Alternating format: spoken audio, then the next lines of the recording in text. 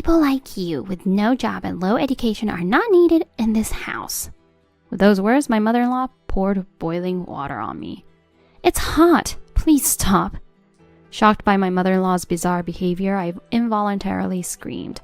No matter what, pouring boiling water to anyone is inexcusable. Fortunately, I had no burns, but it could have been a disaster. "That's what I've been saying. We don't need someone unemployed and uneducated like you." I couldn't believe she poured boiling water over something like this. Moreover, it's not me but my husband who is unemployed. I began to feel a growing anger towards my mother-in-law's attitude. Enough is enough. If she's gone this far, I'll do as she wishes. Understood. If you insist, I have no choice. I'll leave this house. Finally, you're leaving. That makes things easier for me. Far from being remorseful, my mother-in-law openly expressed her joy at me leaving her house. I no longer wanted to stay in such a place like this. I immediately packed my things and returned to my parents' home. My mother-in-law didn't know that my husband Raphael was unemployed or that I had been supporting the household finances. In fact, since quitting my job, I had started trading stocks and was earning about $30,000 a month. Even if I was driven out of her house, I could still live on my own. I wouldn't have any issues being on my own at all. Even if she came to me in tears, struggling with living expenses, I would never lend a hand. She should regret kicking me out like this. I married Raphael about 2 years ago. We were from the same university and had been dating since then. "Julia, where will you work after graduation?"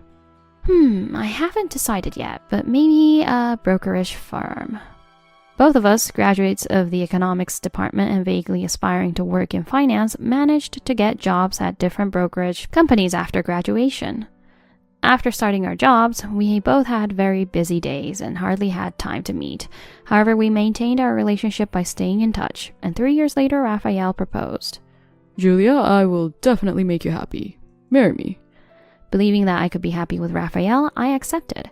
Yes, I'm looking forward to it. We decided to get married. I thought I could build a happy family with the person I love, but then Raphael suddenly said something unexpected. "Hey, Julia, would you quit your job and live with me at my parents' house?" What? I don't mind quitting my job, but we're newlyweds. I'd like to live with just the two of us. "I'm just worried about leaving my mother alone. I'll make sure it won't be a burden to you." Raphael's father had passed away from a heart attack when Raphael was in middle school, and since then he had lived with his mother. Being an only child, Raphael was concerned about his mother. "I understand how you feel, Raphael. Okay, I'll live with you." I had met his mother before and didn't have a bad impression of her, and with Raphael there, I thought we could manage. Thus, I began living with Raphael and his family. 2 weeks later, we moved into Raphael's family home. My mother-in-law, now able to live with Raphael, greeted us with a pleased expression. "I'm looking forward to living with you from today." However, as soon as I greeted her, her expression clouded.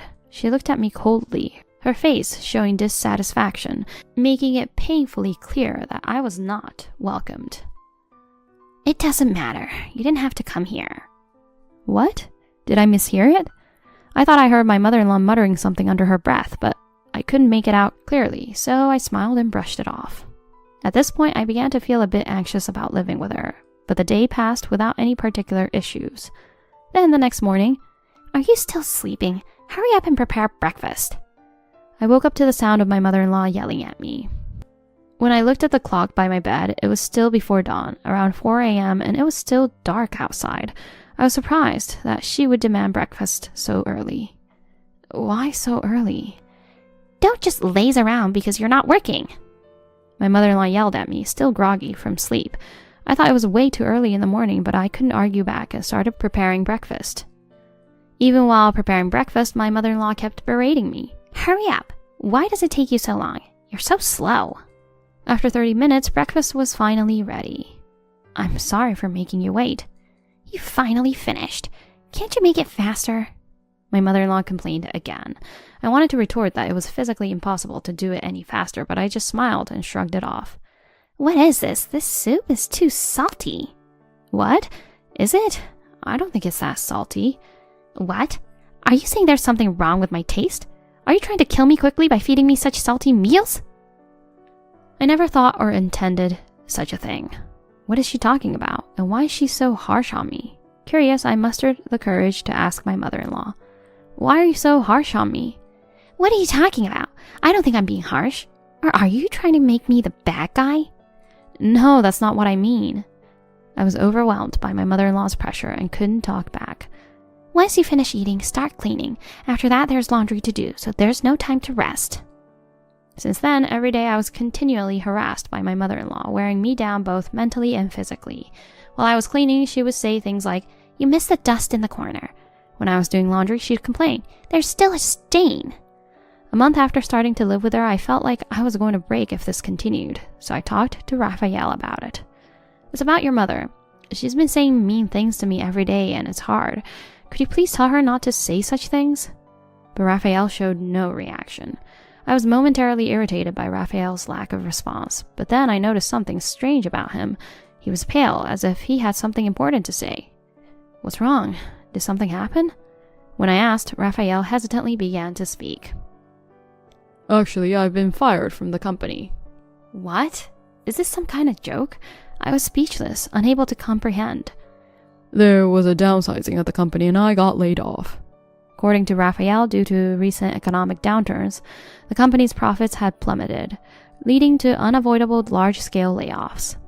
"So you'll be unemployed from tomorrow?" "Well, I can work for 1 more month after receiving the notice of dismissal, but after that..."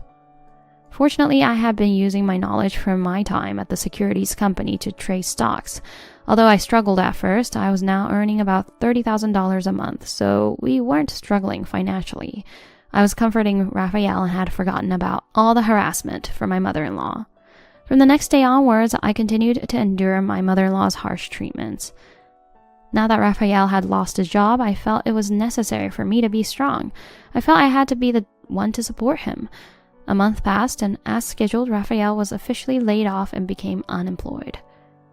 "I'm truly sorry. I'll find a job soon." Raphael started looking for a job the day after he was laid off, but gradually he began to laze around at home all day. "Shouldn't you start looking for a job more seriously?" "Yeah, I'm looking, but it's hard to find a good company that'll suit me." Raphael just kept making excuses, seemingly having no intention of finding a new job. Reluctantly, I continued to support our household. As time went on, the harassment from my mother-in-law got worse, and I grew increasingly exhausted. Initially, I thought I had to endure it since Raphael was unemployed, but I no longer felt that way and spent my days feeling listless. Then one day, Raphael unusually went out in the morning. Maybe he had finally started to seriously look for a job. After seeing Raphael off, I started cleaning as usual. "Make sure it's clean. Do it properly." My mother-in-law is sipping coffee on the living room sofa and hurling sarcasm at me. She's living the life. I was so fed up that I ignored her. Suddenly, my mother-in-law threw a tantrum and started yelling. "How dare you ignore me when you're just a mere daughter-in-law, and you don't even have a job?" She stood up from the sofa and confronted me. I wondered why she was so angry. I continued cleaning, ignoring her. "Still ignoring me? Unemployed and uneducated people like you should leave this house," she yelled, and then poured boiling water on me. It must have been the hot water she prepared for her coffee. "It's hot! Please stop!" I screamed involuntarily at her sudden action. Thankfully, the water wasn't super boiling hot, so I didn't have any burns, but it could have been a disaster. "You finally reacted. This is what I've been saying. If you're not working, leave this house." She was smirking as she said that. I had reached my limit with how she behaved towards me, and it's Raphael who's not working. I had no choice but to agree to her demand. "All right, I'll leave." "Good. That makes things easier. Leave quickly." I no longer wanted to spend another second in that house. I quickly packed my things and decided to leave that day. What happens to my mother-in-law from now on is none of my concern. She'll probably regret driving me away later. I left the house where I lived with Raphael, my mother-in-law, and headed straight to my parents' home. Upon arrival, my parents were surprised by the sudden visit, but welcomed me warmly. I waited for a call from Raphael, but there was neither a phone call nor a message. He probably didn't care about me anymore. Feeling a bit lonely, I decided not to contact him until he reached out. A month passed since I returned to my parents' house, but there was still no contact from Raphael. By this time, my feelings for Raphael had faded, and I started considering divorce. For that, I thought I would have to reach out. One early morning, the doorbell at my parents' house rang. On the monitor, I saw, to my surprise, Raphael and my mother-in-law. What now, after all this time? Yes, what can I do for you? I've forgiven you. Now, come back home quickly.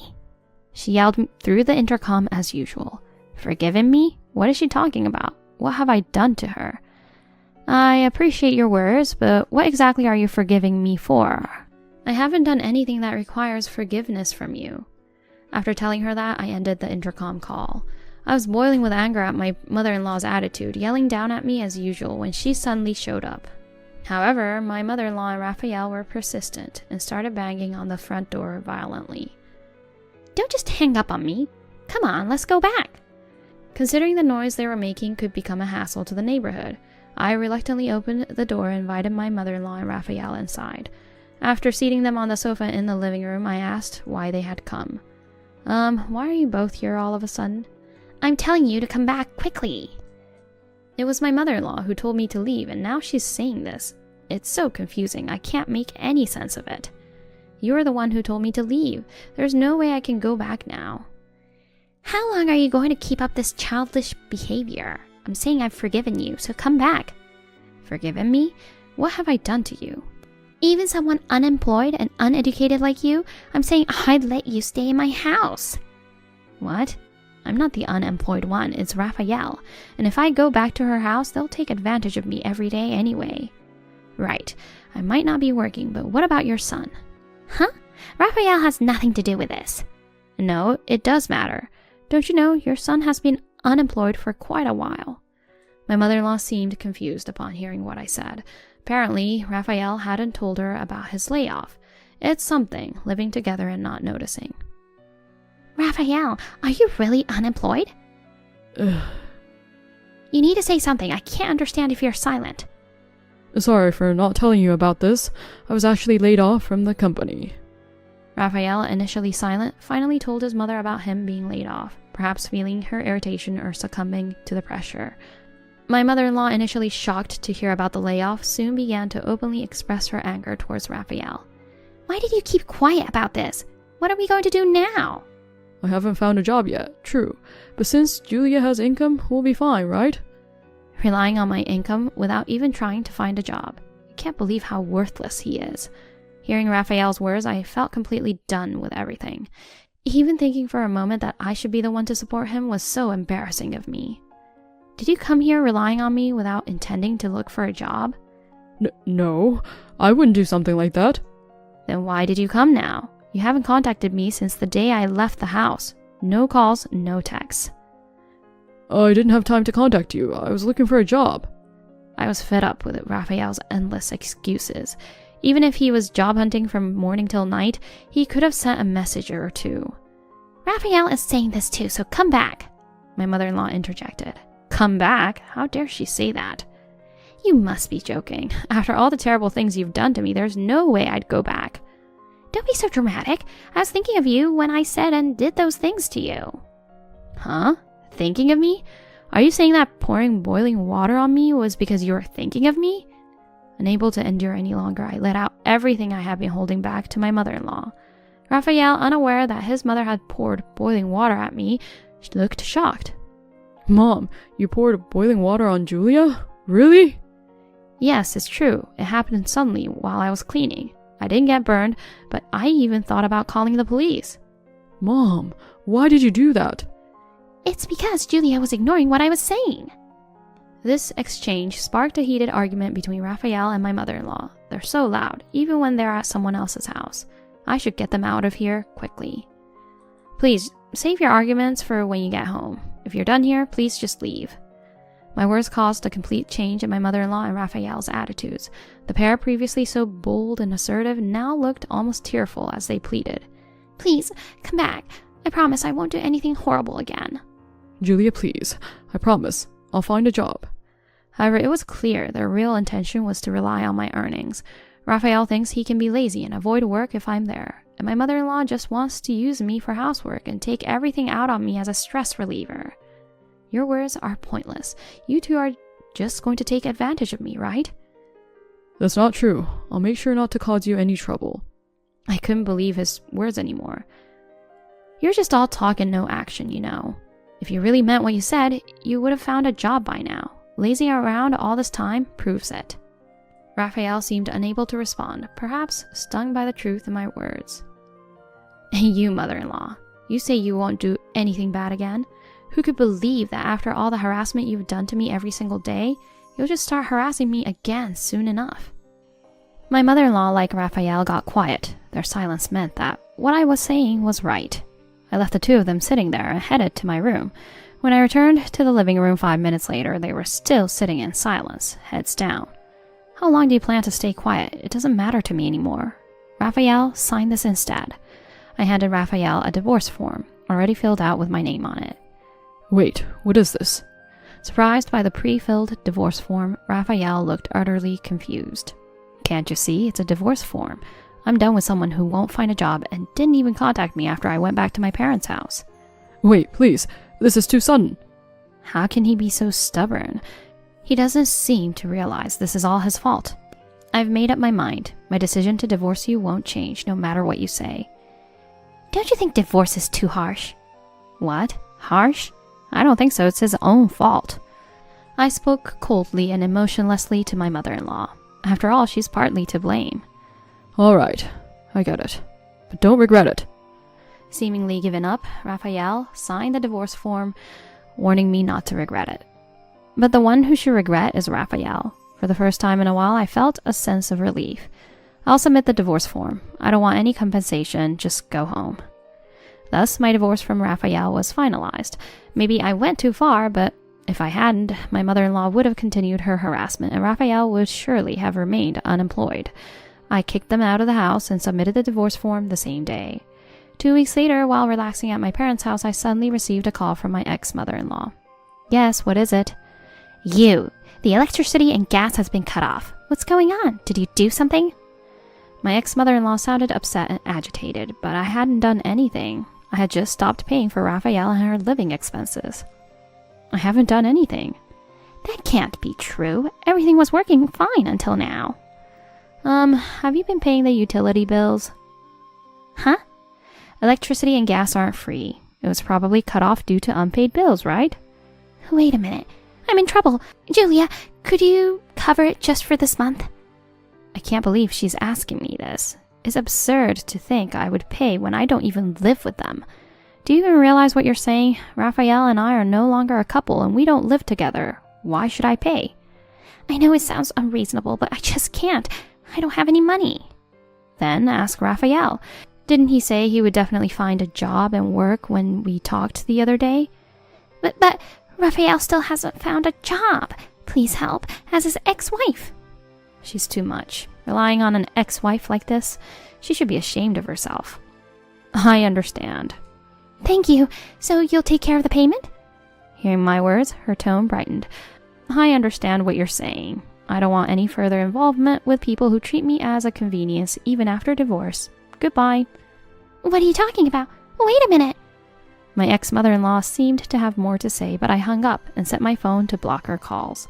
This way I finally severed ties with her who constantly harassed me and Raphael, who was just a worthless scum. After hanging up, I muttered, "Serves you right." Since then, neither my ex-mother-in-law nor Raphael has bothered me at my parents' house, and life has been peaceful. One day, while checking stock charts on a holiday, I received a message on my phone. Thinking it was probably just spam, I checked it and found it was from Raphael. I'm really sorry for everything. I realize now how much I relied on you, especially after I lost my job and you were still paying the bills. I've recently started working at a factory and finally have some income. I know it's late, but I wish you would come back. Ever since you left, my mom has been really harsh on me. It's tough. Reading the message, I thought there was no chance of reconciliation. I'm glad that he's working now, but I have no intention of getting involved with them again. Seems like his mother's focus has shifted on him. People hardly change, I thought, and decided not to reply to the message, blocking Raphael. 6 months after the divorce, I started dating a man 5 years younger than me who was introduced by a friend. He's very reliable and treats me well. We haven't talked about marriage yet, but it might happen someday. Right now, I just want to cherish the happy times I'll spend with him.